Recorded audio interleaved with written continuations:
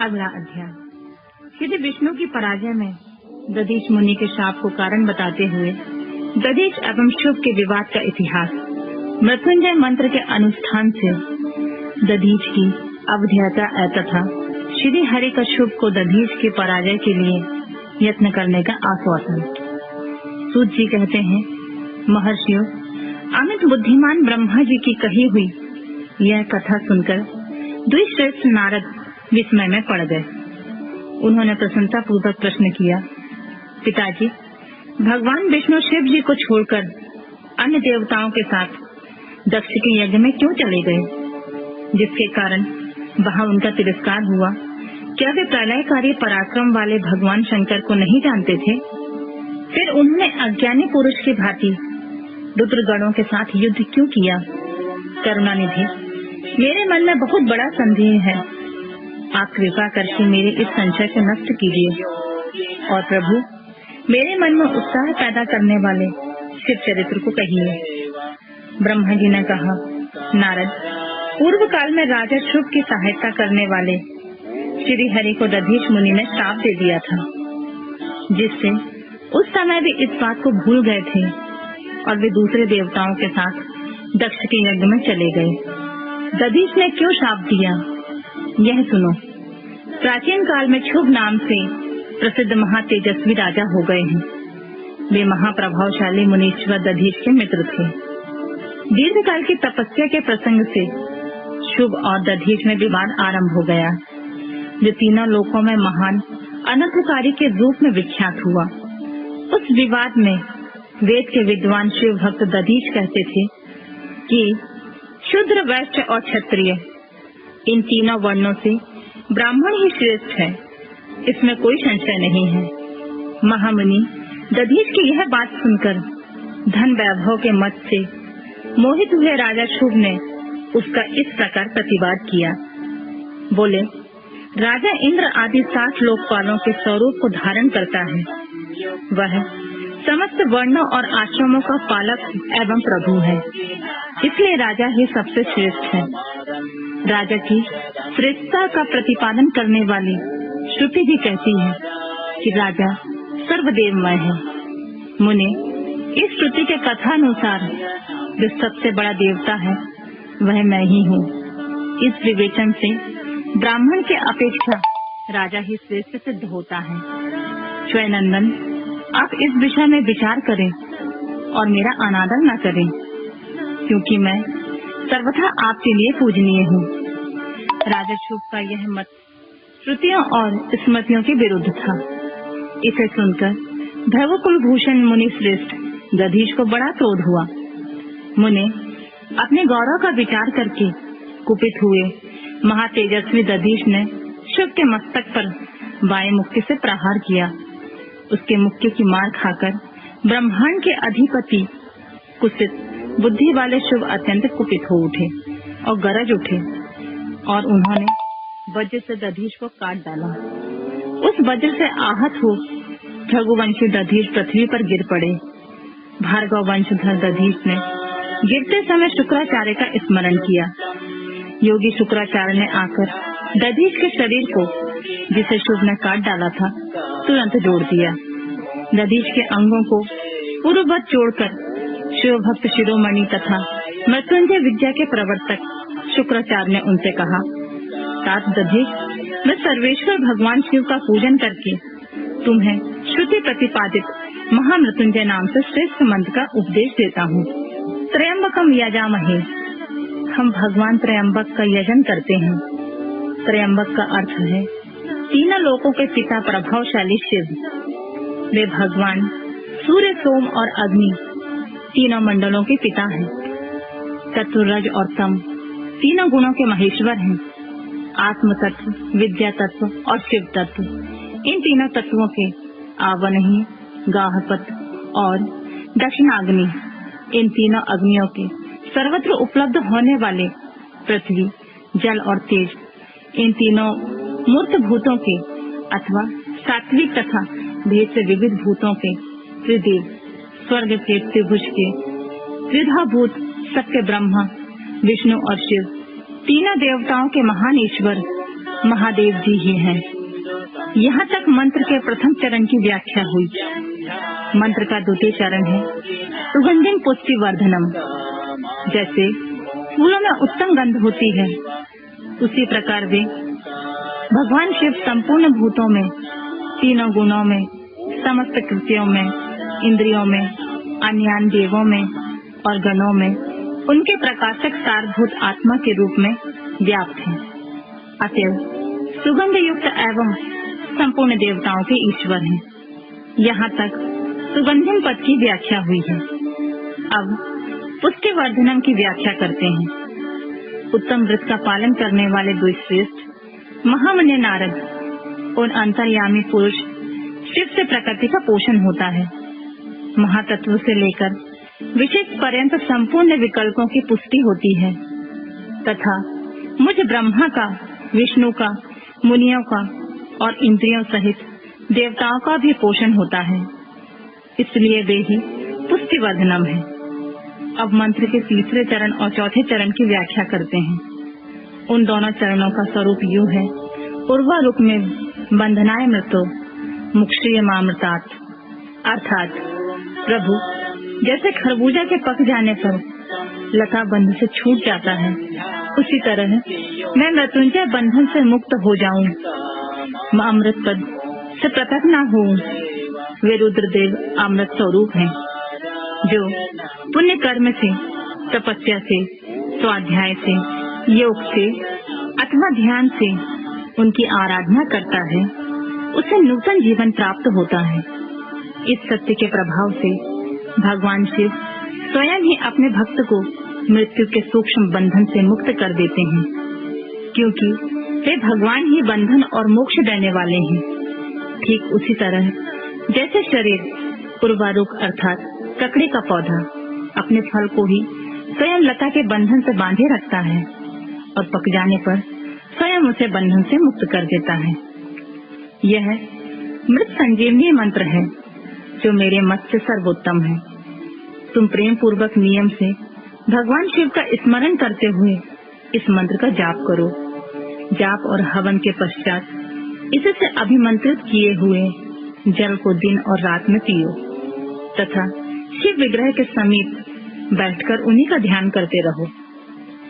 इससे कहीं भी मृत्यु का भय नहीं रहता। न्यास आदि सब कार्य करके विधिवत भगवान शिव की पूजा करो। यह सब करके शांत भाव से बैठकर भक्त वत्सल शंकर जी का ध्यान करना चाहिए।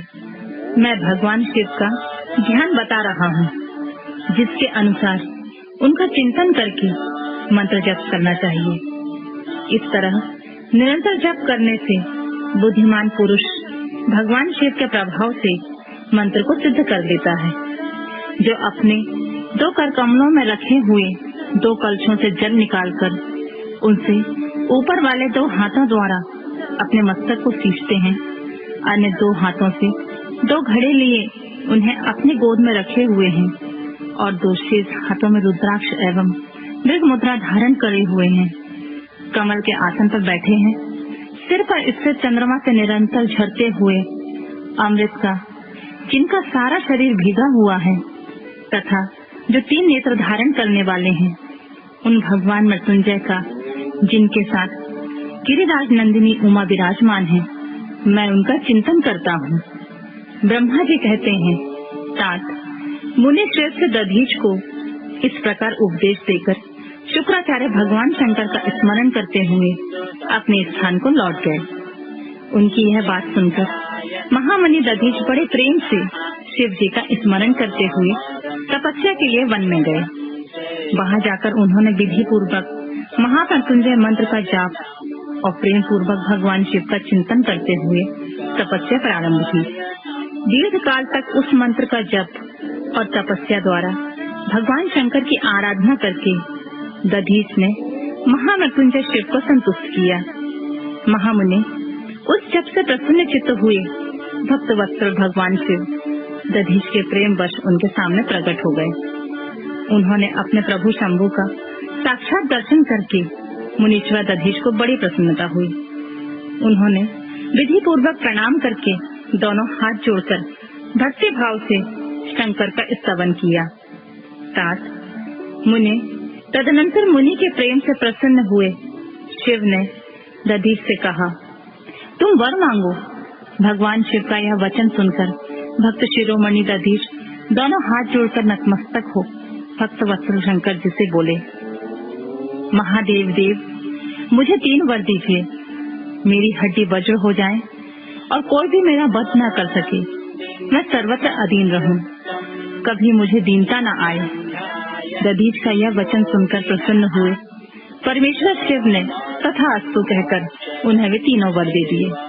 शिव जी से 3 वर पाकर वेद मार्ग में प्रतिष्ठित महामुनि दधीच आनंद मग्न हो गए और शीघ्र ही राजा शुभ के स्थान में गए। महादेव से अवध्यता वज्र में अस्थि और अधीनता पाकर दधीच ने राजेंद्र शुभ के मस्तक पर लात मारी। फिर तो राजा शुभ ने भी क्रोध करके दधीच पर वज्र से प्रहार किया।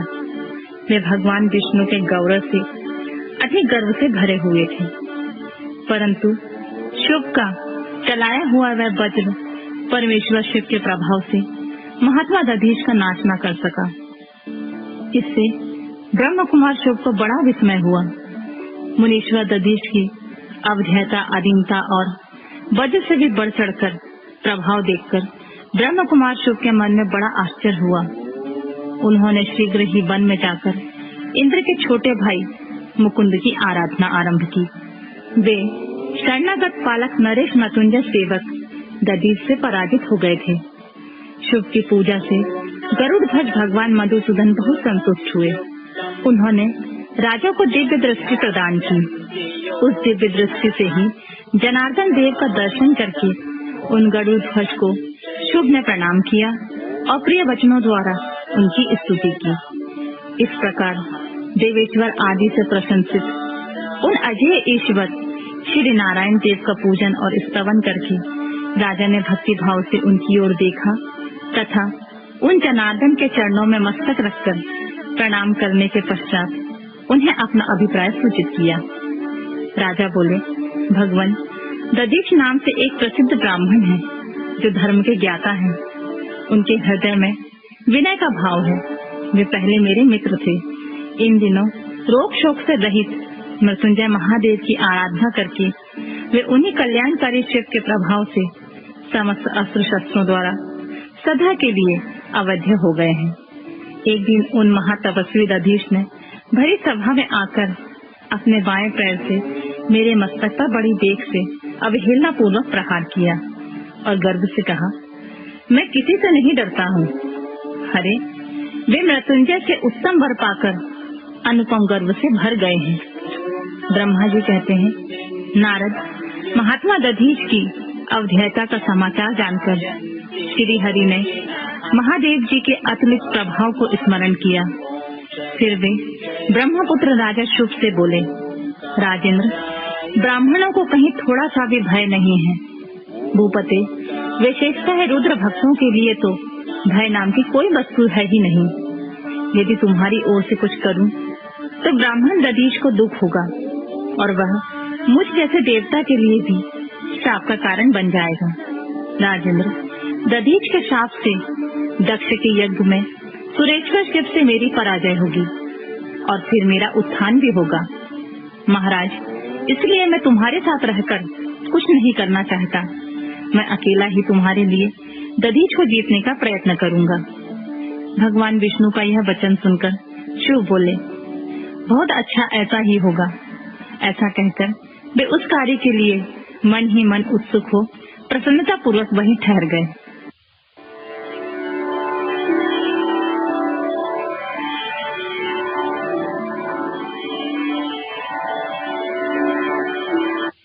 अगला अध्याय श्री विष्णु और देवताओं से अपराजित दधीच का उनके लिए शाप और शुभ पर अनुग्रह। ब्रह्मा जी कहते हैं, नारद, भक्त वत्सल भगवान विष्णु राजा शुभ का हित साधन करने के लिए ब्राह्मण का रूप धारण करके दधीच के आश्रम पर गए। वहाँ उन जगत गुरु श्री हरि ने शिव भक्त शिरोमणि ब्रह्मर्षि दधीच को प्रणाम करके शुभ के कार्य की सिद्धि के लिए उद्यत हो उनसे यह बात कही। भगवान शिव की आराधना में तत्पर रहने वाले अविनाशी ब्रह्मर्षि दधीच, मैं तुमसे एक वर मांगता हूँ, उसे तुम मुझे दे दो। शिव की कार्य सिद्धि चाहने वाले देवादिदेव श्री हरि के इस प्रकार याचना करने पर शैव शिरोमणि दधीच ने शीघ्र ही भगवान विष्णु से इस प्रकार कहा। बोले, ब्राह्मण, आप क्या चाहते हैं, यह मुझे ज्ञात हो गया है। आप शिव का काम बनाने के लिए साक्षात भगवान श्री हरि का ब्राह्मण का रूप धारण करके यहाँ आए हैं। इसमें संदेह नहीं है कि आप पूरे मायावी हैं, किंतु देवेश जनार्दन, मुझे भगवान रुद्र की कृपा से भूत, भविष्य और वर्तमान तीनों कालों का ज्ञान सदा ही बना रहता है। सुब्रत, मैं आपको जानता हूँ, आप पापहारी श्री हरि एवं विष्णु हैं। यह ब्राह्मण का वेश छोड़िए, दुष्ट बुद्धि वाले राजा शुभ ने आपकी आराधना की है, इसलिए आप यहाँ पधारे हैं। भगवान हरे, आपकी भक्त वत्सलता को भी मैं जानता हूँ। यह छल छोड़िए, अपने रूप को ग्रहण कीजिए और भगवान शंकर के स्मरण में मन लगाइए। मैं भगवान शंकर की आराधना में लगा रहता हूँ। ऐसी दशा में यदि मुझसे किसी को भय हो तो उसे आप यत्न पूर्वक सत्य की शपथ के साथ कहिए। मेरा मन शिव के स्मरण में ही लगा रहता है। मैं कभी झूठ नहीं बोलता हूँ। इस संसार में किसी देवता या दैत्य से भी मुझे भय नहीं होता। श्री विष्णु बोले, उत्तम व्रत का पालन करने वाले दधीच, तुम्हारा भय सर्वथा नष्ट ही है, क्योंकि तुम शिव की आराधना में तत्पर रहते हो, इसलिए सर्वज्ञ हो। परंतु मेरे कहने से तुम एक बार अपने प्रतिद्वंदी राजा शुभ से जाकर यह कह दो कि राजेंद्र, मैं तुमसे डरता हूँ। भगवान विष्णु का यह वचन सुनकर शिरोमणि महामुनि दधीच निर्भय ही रहे और हंसकर बोले, मैं देवादिदेव विनाशमणि भगवान शंभु के प्रसाद से कहीं कभी किसी से और किंचित मात्र भी नहीं डरता हूँ, सदा ही निर्भय रहता हूँ। इस पर श्री हरि ने मुनि को दबाने की चेष्टा की। देवताओं ने भी उनका साथ दिया, किंतु सबके सभी अस्त्र कुंठित हो गए।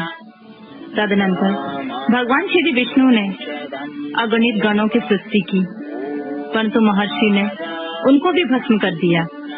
तब भगवान ने अपनी अनंत विष्णु मूर्ति प्रकट की। यह सब देखकर दधीच ने वहाँ जगदीश्वर भगवान विष्णु से कहा, महाभागो, महामाया को त्याग दीजिए।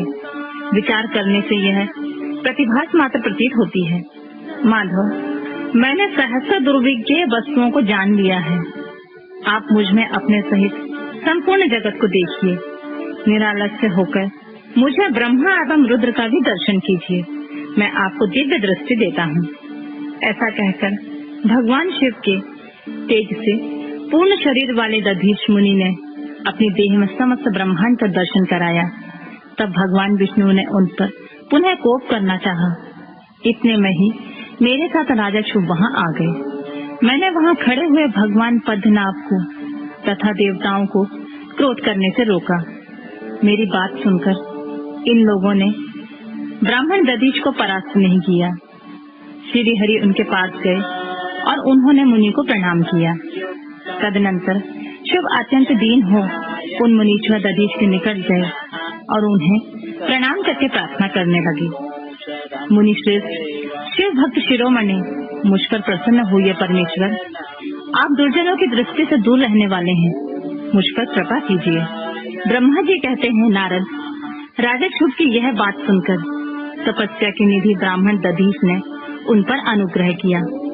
तत्पश्चात श्री विष्णु आदि को देखकर वे मुनि क्रोध से व्याकुल हो गए और मन ही मन शिव का स्मरण करके विष्णु तथा देवताओं को शाप देने लगे। दधीच ने कहा, देवराज, इंद्र सहित देवता और मुनीश्वरों, तुम लोग रुद्र की क्रोध अग्नि से श्री विष्णु तथा अपने गणों सहित पराजित और ध्वस्त हो जाओ। देवताओं को इस तरह श्राप दे शुभ की ओर देखकर देवताओं और राजाओं के पूजनीय दुष्श्रेष्ठ दधीच ने कहा, राजेंद्र, ब्राह्मण ही बलि और प्रभावशाली होते हैं। ऐसा स्पष्ट रूप से कहकर ब्राह्मण दधीच अपने आश्रम में प्रविष्ट हो गए। फिर दधीच को नमस्कार मात्र करके शुभ अपने घर को चले गए। तत्पश्चात भगवान विष्णु देवताओं के साथ जैसे आए थे उसी तरह अपने वैकुंठ लोक को लौट गए। इस प्रकार वह स्थान स्थानेश्वर नामक तीर्थ के रूप में प्रसिद्ध हो गया। स्थानेश्वर की यात्रा करके मनुष्य शिव का सामुज्य प्राप्त कर लेता है। साथ मैंने तुम्हें संक्षेप में शुभ और दधीच के विवाद की कथा सुनाई और भगवान शंकर को छोड़कर केवल ब्रह्मा और विष्णु को ही जो शाप प्राप्त हुआ उसका भी वर्णन किया। जो शुभ और दधीच के विवाद संबंधी इस प्रसंग को नित्य पाठ करता है वह अपनी मृत्यु को जीतकर देह त्याग के पश्चात ब्रह्मलोक में जाता है। जो इसका पाठ करके रणभूमि में प्रवेश करता है उसे कभी मृत्यु का भय नहीं होता है तथा वह नित्य ही विजयी होता है।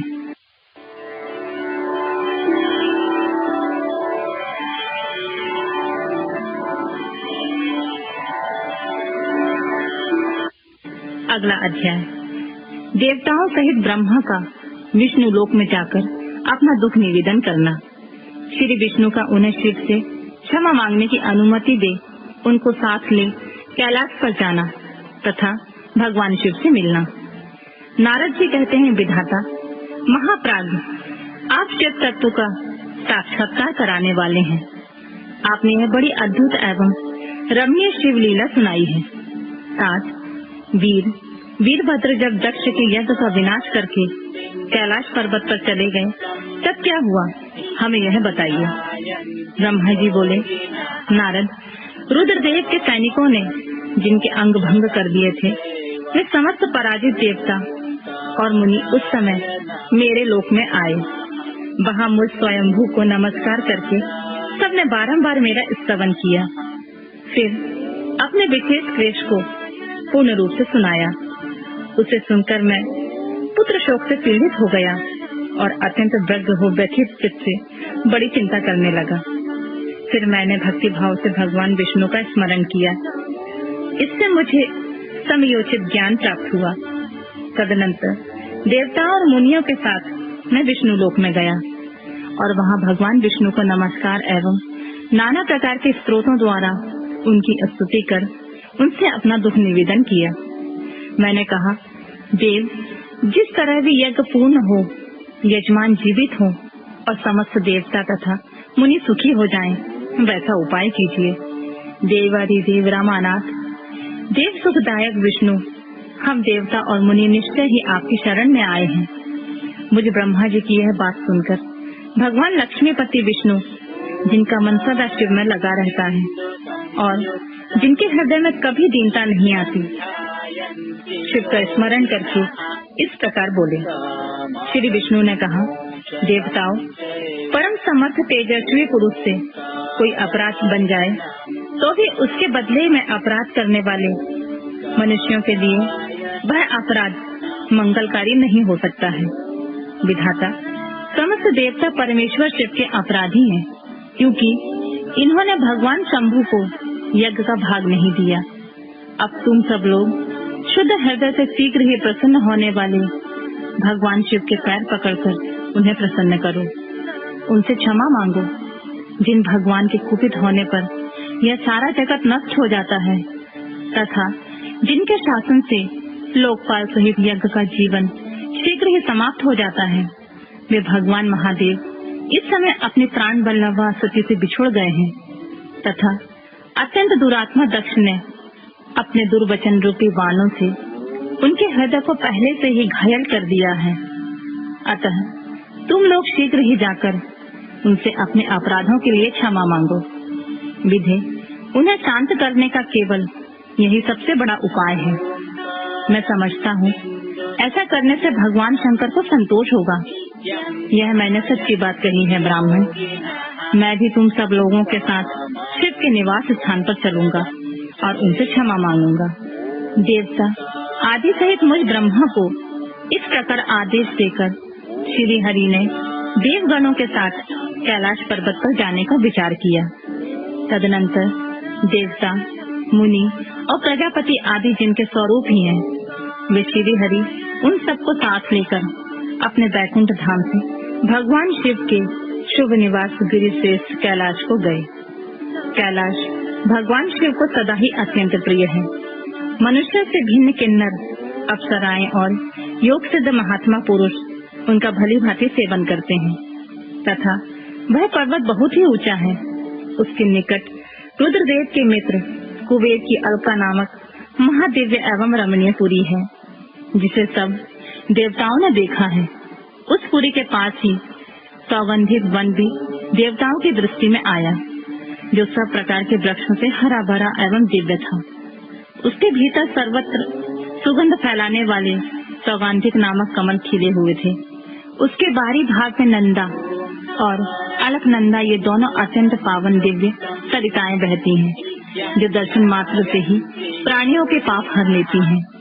यक्षराज कुबेर की अलकापुरी और सौगंधिक वन को पीछे छोड़कर आगे बढ़ते हुए देवताओं ने थोड़ी ही दूर पर शंकर जी के बड़ वृक्ष को देखा। उसने चारों ओर से अपनी अविचल छाया फैला रखी थी। वह वृक्ष 100 योजन ऊंचा था और उसकी शाखाएं 75 योजन तक फैली हुई थी। उस पर कोई घोंसला नहीं था और ग्रीष्म का ताप तो उससे सदा दूर रहता था। बड़े पुण्यात्मा पुरुषों को ही उसका दर्शन हो सकता है। वह परम रमणीय और अत्यंत पावन है। वह दिव्य वृक्ष भगवान शंभु का योग स्थल है। योगियों के द्वारा सेव्य और परम उत्तम है। मुमुक्षुओं के आश्रयभूत उस महायोगमय वट वृक्ष के नीचे विष्णु आदि सब देवताओं ने भगवान शंकर को विराजमान देखा। मेरे पुत्र महासिद्ध सनकादि, जो सदा शिव भक्ति में तत्पर रहने वाले और शांत हैं, बड़ी प्रसन्नता के साथ उनकी सेवा में बैठे थे। भगवान शिव का श्री विग्रह परम शांत दिखाई देता था।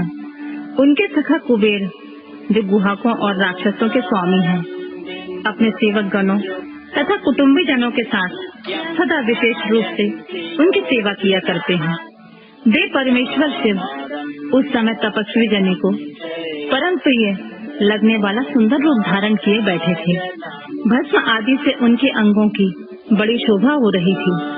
भगवान शिव अपने वत्सल स्वभाव के कारण सारे संसार के सुहृदय हैं।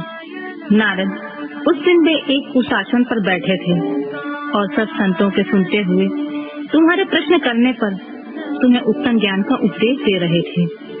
वे बायां चरण अपनी दाईं जांघ पर और दायां हाथ बाएं घुटने पर रखे, कलाई में रुद्राक्ष की माला डाले सुंदर तर्क मुद्रा से विराजमान थे। इस रूप में भगवान शिव का दर्शन करके उस समय विष्णु आदि सब देवताओं ने दोनों हाथ जोड़कर मस्तक झुकाकर तुरंत उनके चरणों में प्रणाम किया और मेरे साथ भगवान विष्णु को आया देख सत्पुरुषों के आश्रयदाता भगवान रुद्र उठकर खड़े हो गए। उन्होंने सिर झुकाकर उन्हें प्रणाम भी किया।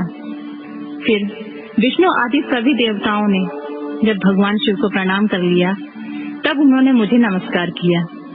ठीक उसी तरह जैसे लोगों को उत्तम गति प्रदान करने वाले भगवान विष्णु प्रजापति कश्यप को प्रणाम करते हैं, तत्पश्चात देवताओं, सिद्धों, गणाधीशों और महर्षियों से नमस्कृत तथा स्वयं भी श्री विष्णु को एवं मुझको नमस्कार करने वाले भगवान शिव से श्री हरि ने आदर पूर्वक वार्तालाप आरंभ किया।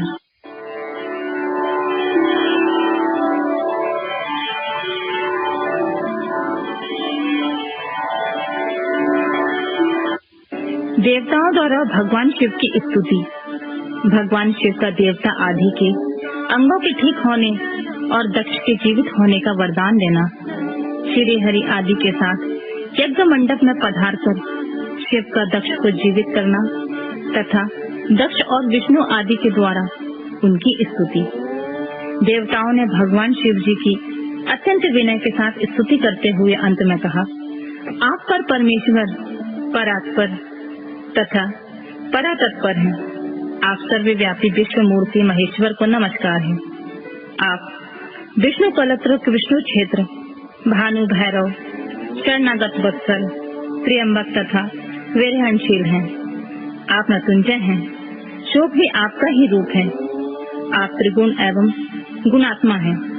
चंद्रमा, सूर्य और अग्नि आपके नेत्र हैं। आप सबके कारण और धर्म मर्यादा स्वरूप हैं। आपको नमस्कार है। आपने अपने ही तेजस्वी से संपूर्ण जगत को व्याप्त कर रखा है।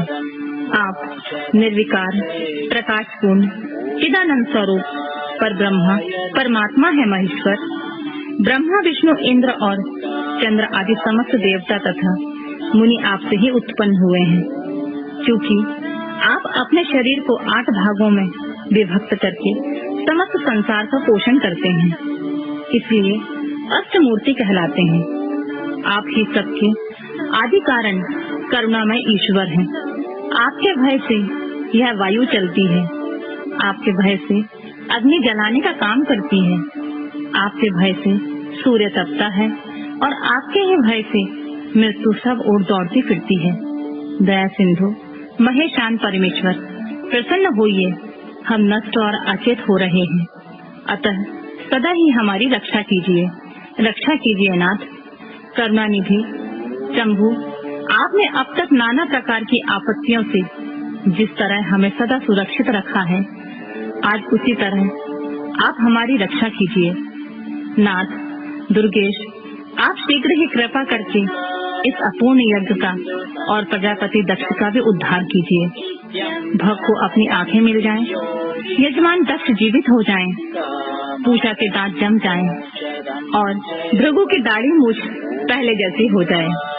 शंकर आयुधों और पत्थरों की वर्षा से जिनके अंग भंग हो गए हैं, उन देवता आदि पर आप सर्वथा अनुग्रह करें, जिससे उन्हें पूर्णतः आरोग्य लाभ हो। नाथ, यज्ञ कर्म पूर्ण होने पर जो कुछ शेष रहे, वह सब आपका पूरा पूरा भाग हो, उसमें और कोई हस्तक्षेप न करे। रुद्रदेव, आपके भाग से ही यज्ञ पूर्ण हो, अन्यथा नहीं। ऐसा कहकर मुझ ब्रह्मा के साथ सभी देवता अपराध क्षमा कराने के लिए उद्यत हो हाथ जोड़कर भूमि पर दंड के समान पड़ गए। ब्रह्मा जी कहते हैं, नारद, मुझ ब्रह्मा, लोकपाल, प्रजापति तथा मुनियों सहित श्रीपति विष्णु के अनुनय विनय करने पर परमेश्वर से प्रसन्न हो गए।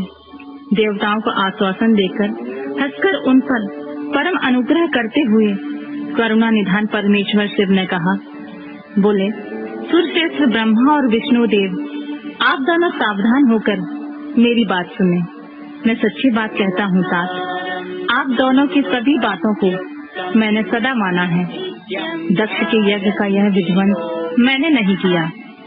दक्ष स्वयं ही दूसरों से द्वेष करते हैं। दूसरों के प्रति जैसा बर्ताव किया जाएगा, वह अपने लिए ही फलित होगा। अतः ऐसा कर्म कभी नहीं करना चाहिए जो दूसरों को कष्ट देने वाला हो। दक्ष का मस्तक जल गया है, इसलिए इनके सिर के स्थान में बकरे का सर जोड़ दिया जाए। भग देवता मित्र की आंख से अपने यज्ञ भाग को देखें। तात, पूषा नामक देवता जिनके दांत टूट गए हैं, यजमान के दांत से भली भांति पिसे गए ये ज्ञान का भक्षण करें। मैंने सच्ची बात बताई है। मेरा विरोध करने वाले भृगु की दाढ़ी के स्थान पर बकरे की दाढ़ी लगा दी जाए। शेष सभी देवताओं की जिन्होंने मुझे यज्ञ भाग के रूप में यज्ञ की अवशिष्ट वस्तुएं दी हैं, सारे अंग पहले की भांति ठीक हो जाएं। अर्धदेव आदि याज्ञिकों में से जिनकी भुजाएं टूट गई हैं, वे अश्विनी कुमारों की भुजाओं से, और जिनके हाथ नष्ट हो गए हैं, वे पूषा के हाथों से अपने काम चलाएं। यह मैंने आप लोगों को प्रेमवश कहा है। ब्रह्मा जी कहते हैं, नारद, ऐसा कहकर वेद का अनुसरण करने वाले सुर सम्राट चराचर पति दयालु परमेश्वर महादेव जी चुप हो गए। भगवान शंकर का वह भाषण सुनकर श्री विष्णु और ब्रह्मा सहित संपूर्ण देवता संतुष्ट हो उन्हें तत्काल साधुवाद करने लगे। तदनंतर भगवान शंभु को आमंत्रित करके मुझ ब्रह्मा और देवर्षियों के साथ श्री विष्णु अत्यंत हर्षपूर्वक पुनः दक्ष की यज्ञशाला की ओर चल पड़े। इस प्रकार उनकी प्रार्थना से भगवान शंभु, विष्णु आदि देवताओं के साथ कनखल में स्थित प्रजापति दक्ष की यज्ञशाला में पधारे। उस समय रुद्रदेव ने वहां यज्ञ का और विशेषतः देवताओं तथा ऋषियों का जो वीरभद्र के द्वारा विध्वंस किया गया था, उसे देखा। स्वाहा, स्वधा, पूषा, तुष्टि, धृति, सरस्वती और अन्य समस्त ऋषि, पितर अग्नि तथा अन्यान्य बहुत से यक्ष गंधर्व और राक्षस वहां पड़े थे। उनमें से कुछ लोगों के अंग तोड़ डाले गए थे, कुछ लोग के बाल नोच लिए गए थे और कितने ही उस समरांगन में अपने प्राणों से हाथ धो बैठे थे। उस यज्ञ की वैसी दुर्वस्था देखकर भगवान शंकर ने अपने गणनायक महापराक्रमी वीरभद्र को बुलाकर हंसते हुए कहा, महाबाहु वीरभद्र, तुमने यह कैसा काम किया? तात, तुमने थोड़ी ही देर में देवता तथा ऋषि आदि को बड़ा भारी दंड दे दिया। वत्स, जिसने ऐसा द्रोहपूर्ण कार्य किया है, उस विलक्षण यज्ञ का आयोजन किया है और जिसे ऐसा फल मिला है, उस दक्ष को तुम शीघ्र यहाँ ले आओ। भगवान शंकर के ऐसा कहने पर वीरभद्र ने बड़े उतावली के साथ दक्ष का धड़ लाकर उनके सामने डाल दिया। दक्ष के उत्सव को सिर से रहित देखकर लोक कल्याणकारी भगवान शंकर ने आगे खड़े हुए वीरभद्र से हंसकर पूछा, दक्ष का सिर कहाँ है? तब प्रभावशाली वीरभद्र ने कहा, प्रभु शंकर, मैंने तो उसी समय दक्ष के सिर को आग में होम कर दिया था। वीरभद्र की यह बात सुनकर भगवान शंकर ने देवताओं को प्रसन्नता पूर्वक वैसी ही आज्ञा दी जो पहले दे रखी थी। भगवान भव ने उस समय जो कुछ कहा उसकी मेरे द्वारा पूर्ति कराकर श्री हरि आदि सब देवताओं ने भृगु आदि सबको शीघ्र ही ठीक कर दिया। तदनंतर शंभु के आदेश से प्रजापति के धड़ के साथ यज्ञ पशु बकरे का सिर जोड़ दिया गया। उस सिर के जोड़े जाते ही शंभु की सुदृष्टि पड़ने से प्रजापति के शरीर में प्राण आ गए और वे तत्काल सोकर जगे हुए पुरुष के भांति उठकर खड़े हो गए। उठते ही उन्होंने अपने सामने करुणानिधि भगवान शंकर को देखा। देखते ही दक्ष के हृदय में प्रेम उमड़ आया। उस प्रेम ने उनके अंतःकरण को निर्मल और प्रसन्न कर दिया।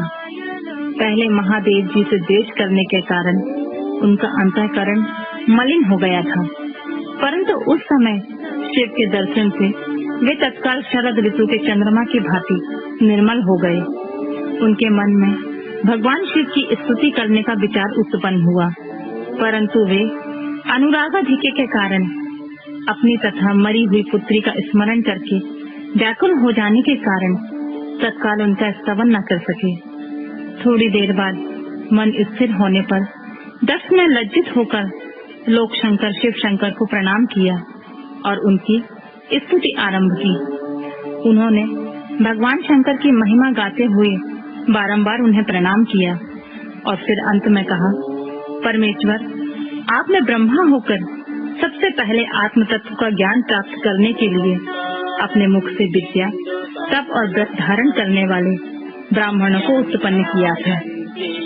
जैसे ग्वाला लाठी लेकर गौओं की रक्षा करता है, उसी प्रकार मर्यादा का पालन करने वाले आप परमेश्वर दंड धारण किए उन साधु ब्राह्मणों की सभी विपत्तियों से रक्षा करते हैं। मैंने दुर्वचन रूपी वाणों से आपका परमेश्वर को बीन डाला था, फिर आप मुझ पर अनुग्रह करने के लिए यहाँ आ गए। अब मेरी ही तरह अत्यंत दैन्यपूर्ण आशा वाले इन देवताओं पर भी कृपा कीजिए। भक्त वत्सल दीन बंधु शंभु, मुझ में आपको प्रसन्न करने के लिए कोई गुण नहीं है। आप षड्विध ऐश्वर्य से संपन्न परात्पर परमात्मा है, अतः अपने ही बहुमूल्य उदारतापूर्ण वर्ताव से मुझ पर संतुष्ट हों। ब्रह्मा जी कहते हैं, नारद, इस प्रकार लोक कल्याणकारी महाप्रभु महेश्वर शंकर की स्तुति करके विनीत चित्त प्रजापति दक्ष चुप हो गए। तदनंतर श्री विष्णु ने हाथ जोड़कर भगवान वृषभध्वज को प्रणाम करके प्रसन्नता पूर्ण हृदय और गदगद वाणी के द्वारा उनकी स्तुति प्रारंभ की। तदनंतर मैंने कहा, देवाधिदेव महादेव, करुणा सागर प्रभु, आप स्वतंत्र परमात्मा हैं, अद्वितीय एवं अविनाशी परमेश्वर हैं। देव ईश्वर, आपने मेरे पुत्र पर अनुग्रह किया है। अपने अपमान की ओर कुछ भी ध्यान न देकर दक्ष के यज्ञ का उद्धार कीजिए। देवेश्वर, आप प्रसन्न होइए और समस्त शापों को दूर कीजिए। आप सज्ञान हैं, अतः आप ही मुझ कर्तव्य की ओर प्रेरित करने वाले हैं। आप ही अकर्तव्य को रोकने वाले हैं। महामुनि, इस प्रकार परम महेश्वर की स्तुति करके मैं दोनों हाथ जोड़कर मस्तक झुकाकर खड़ा हो गया। सब सुंदर विचार रखने वाले इंद्र आदि देवता और लोकपाल शंकर देव की स्तुति करने लगे। उस समय भगवान शिव का मुखारविंद प्रसन्नता से खिल उठा था। इसके बाद प्रसन्नचित हुए समस्त देवताओं, दूसरे सिद्धों, ऋषियों और प्रजापतियों ने भी शंकर जी का सहर्ष स्तवन किया। इसके अतिरिक्त उपदेवों, नागों, सदस्यों तथा ब्राह्मणों ने पृथक पृथक प्रणाम।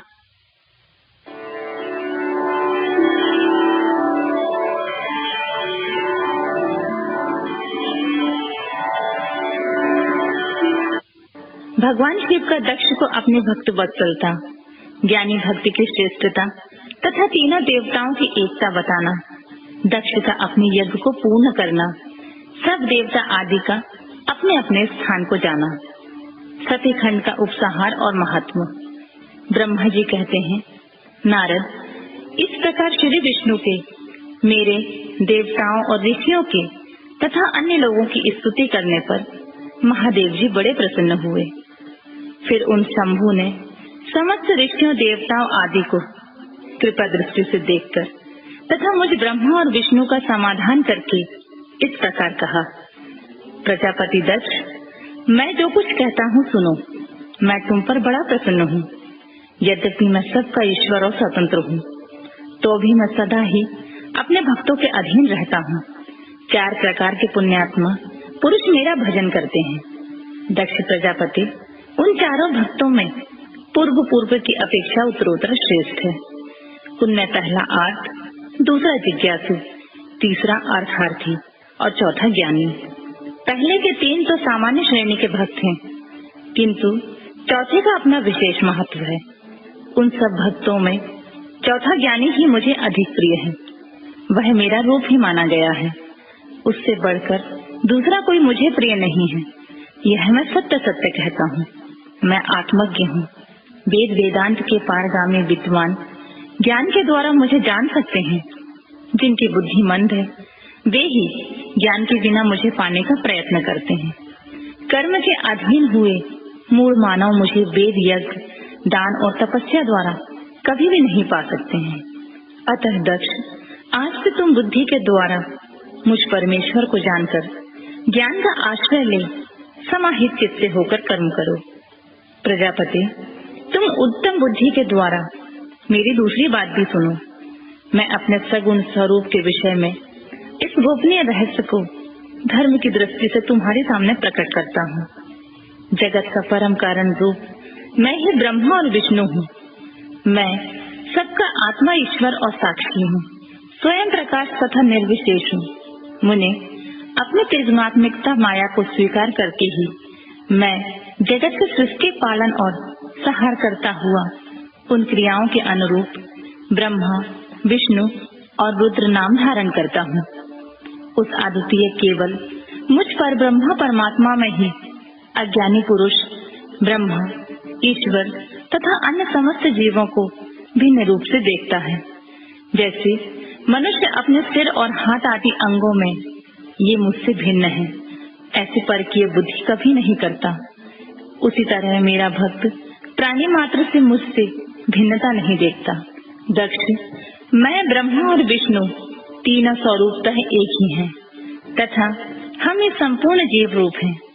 ऐसा समझकर जो हम तीनों देवताओं में भेद नहीं देखता है, वही शांति प्राप्त करता है। जो नराधम हम तीनों देवताओं में भेद बुद्धि रखता है, वह निश्चित ही जब तक चंद्रमा और तारे रहते हैं तब तक नरक में निवास करता है।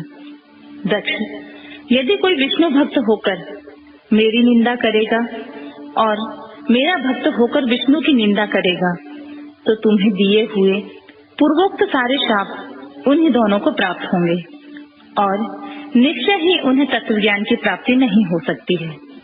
सब देवता, मुनि आदि को उस अवसर पर बड़ा हर्ष हुआ। कुटुंब सहित दक्ष बड़ी प्रसन्नता के साथ शिव भक्ति में तत्पर हो गया। वे देवता आदि भी शिव को ही सर्वेश्वर जानकर भगवान शिव के भजन में लग गए। जिसने जिस प्रकार परमात्मा शंभु की स्तुति की थी, उसी प्रकार संतुष्ट चित्त हुए शंभु ने वर दिया। मुने तदनंतर भगवान शिव की आज्ञा पाकर प्रसन्न चित्त हुए शिव भक्त दक्ष ने शिव के अनुग्रह से अपना यज्ञ पूरा किया। उन्होंने देवताओं को तो यज्ञ भाग दिए, शिव को पूर्ण भाग दिया, साथ ही ब्राह्मणों को दान भी दिया। इसी तरह उन्हें शंभु का अनुग्रह प्राप्त हुआ। इस प्रकार महादेव जी के उस महान कर्म का विधि पूर्वक वर्णन किया गया है। प्रजापति ने ऋत्विक के सहयोग से उस यज्ञ कर्म को विधिवत समाप्त किया। मुनीश्वर, इस प्रकार पर ब्रह्म स्वरूप शंकर के प्रसाद से वह दक्ष का यज्ञ पूरा हुआ। तदनंतर सब देवता और ऋषि संतुष्ट हो भगवान शिव के यश का वर्णन करते हुए अपने अपने स्थान को चले गए। दूसरे लोग भी उस समय वहां से सुख पूर्वक विदा हो गए। मैं और श्री विष्णु भी अत्यंत प्रसन्न हो भगवान शिव के सर्व मंगलदायक श्रेयस का निरंतर गान करते हुए अपने अपने स्थान को सानंद चले आए। सत्पुरुषों के आश्चर्यभूत महादेव जी भी दक्ष से सम्मानित हो प्रीति और प्रसन्नता के साथ गणों सहित अपने निवास स्थान कैलाश पर्वत को चले गए। अपने पर्वत पर आकर शंभु ने अपनी प्रिय सती का स्मरण किया और प्रधान प्रधान गणों से उनकी कथा कही। इस प्रकार दक्ष कन्या सती यज्ञ में अपने शरीर को त्याग कर फिर हिमालय की पत्नी मैना के गर्भ से उत्पन्न हुई, यह बात प्रसिद्ध है। फिर वहां तपस्या करके गौरी शिवा ने भगवान शिव का पति रूप में वरण किया। वे उनके वाम अंग में स्थान पाकर अद्भुत लीलाएं करने लगी। नारद, इस तरह मैंने तुमसे सती के परम अद्भुत दिव्य चरित्र का वर्णन किया है, जो भोग और मोक्ष को देने वाला तथा संपूर्ण कामनाओं को पूर्ण करने वाला है। यह उपाख्यान पाप को दूर करने वाला, पवित्र एवं परम पावन है। स्वर्ग, यश तथा आयु को देने वाला तथा पुत्र पौत्र रूप फल प्रदान करने वाला है। तात, जो भक्तिमान पुरुष भक्ति भाव से लोगों को यह कथा सुनाता है, वह इस श्लोक में संपूर्ण कर्मों का फल पाकर परलोक में परम गति को प्राप्त कर लेता है। रुद्र संहिता का सती खंड संपूर्ण।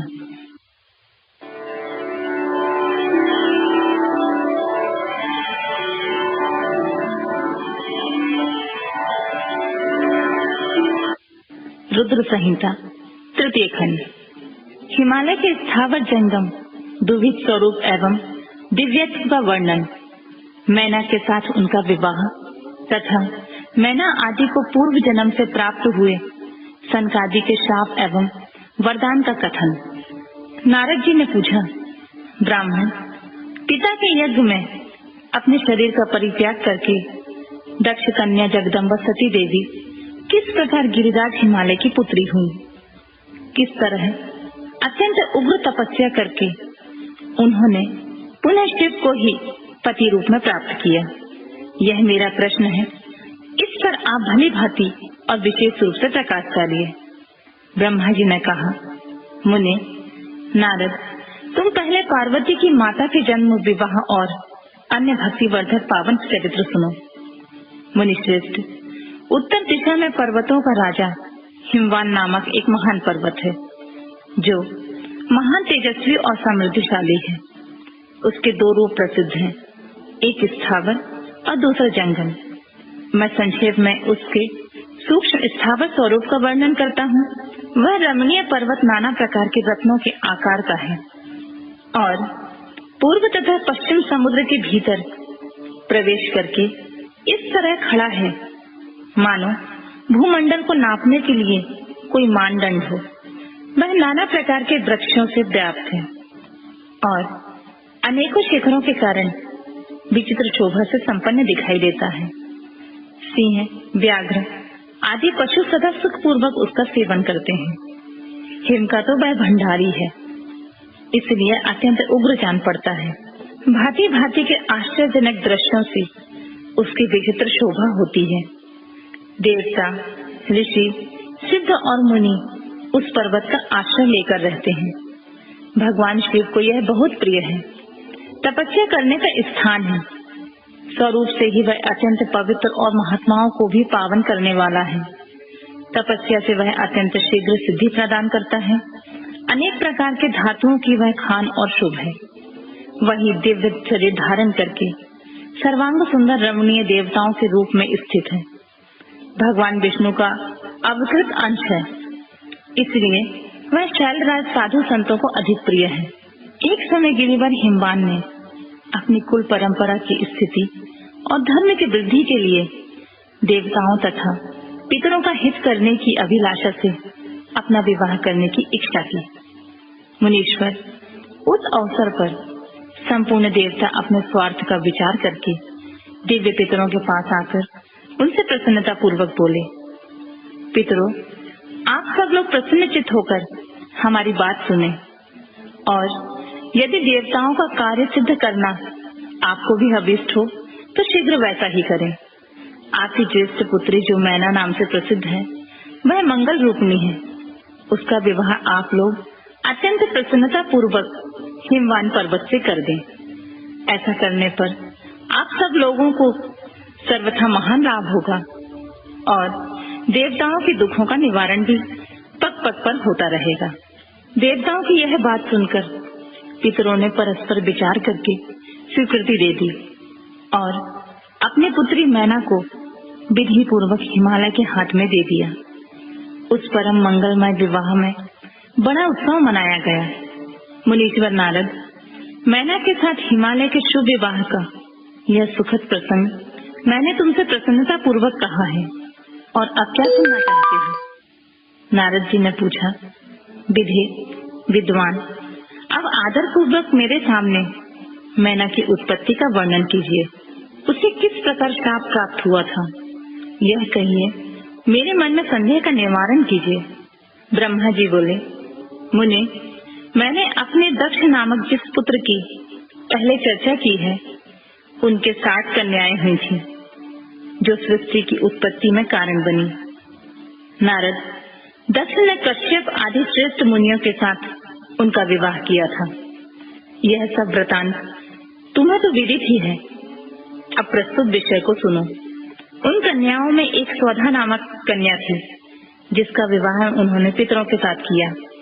स्वधा की 3 पुत्रियां थीं, जो सौभाग्यशालिनी और धर्म की मूर्ति थीं। उनमें ज्येष्ठ पुत्री का नाम मैना था, मंझली धन्या के नाम से प्रसिद्ध थी और छोटी कन्या का नाम था कलावती। ये सारी कन्याएं पितरों की मानसी पुत्रियां थीं। उनके मन से प्रकट हुई थीं। इनका जन्म किसी माता के गर्भ से नहीं हुआ था, अतएव ये अयोनिजा थीं। केवल लोक व्यवहार से स्वधा की पुत्री मानी जाती थी। इनके सुंदर नामों का कीर्तन करके मनुष्य संपूर्ण अभीष्ट को प्राप्त कर लेता है। ये सदा संपूर्ण जगत की वंदनीय लोक माताएं हैं और उत्तम अबुद्धियों से सुशोभित रहती हैं। सत्य सब परम योगिनी, ज्ञान निधि और तीनों लोकों में सर्वत्र जा सकने वाली थी। मुनीश्वर, एक समय वे तीनों बहनें भगवान विष्णु के निवास स्थान श्वेत द्वीप में उनका दर्शन करने के लिए गईं। भगवान विष्णु को प्रणाम और भक्ति पूर्वक उनकी स्तुति करके वे उन्हीं की आज्ञा से वहां ठहर गईं। उसी समय वहां संतों का बड़ा भारी समाज एकत्र हुआ था। मुनि, उसी अवसर पर मेरे पुत्र सनकादि सिद्धगण भी वहां गए और श्री हरि की स्तुति वंदना करके उन्हीं की आज्ञा से वहां ठहर गए। सनकादि मुनि देवताओं के आदि पुरुष और संपूर्ण लोकों में वंदित हैं। वे वहां जाकर खड़े हुए। उस समय श्वेत द्वीप के सब लोग उन्हें देखकर प्रणाम करते हुए उठ खड़े हो गए, परंतु ये तीनों बहनें उन्हें देखकर भी वहां नहीं उठी।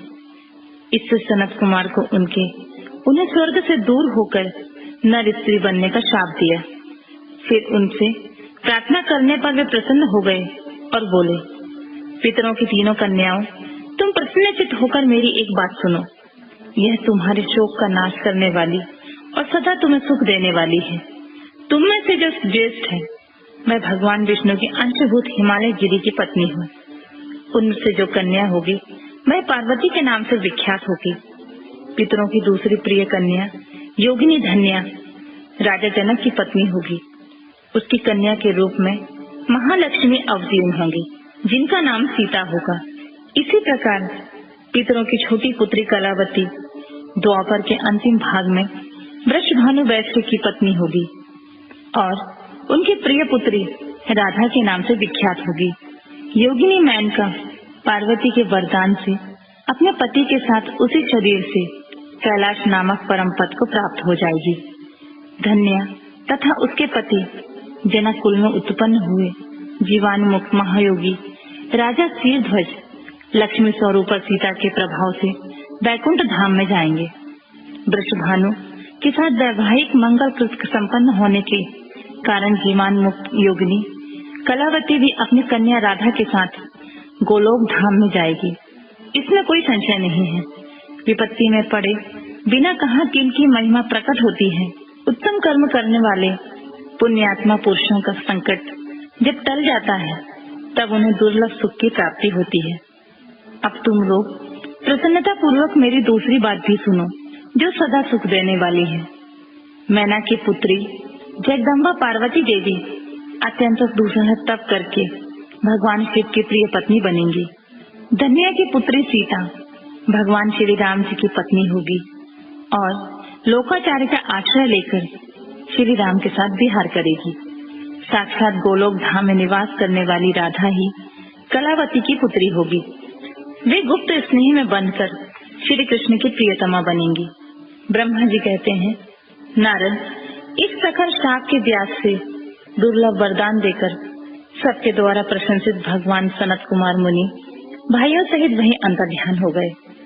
तात पितरों की मानसिक पुत्री वे तीनों बहनें इस प्रकार शाप मुक्त हो सुख पाकर तुरंत अपने अपने घर को चली गईं।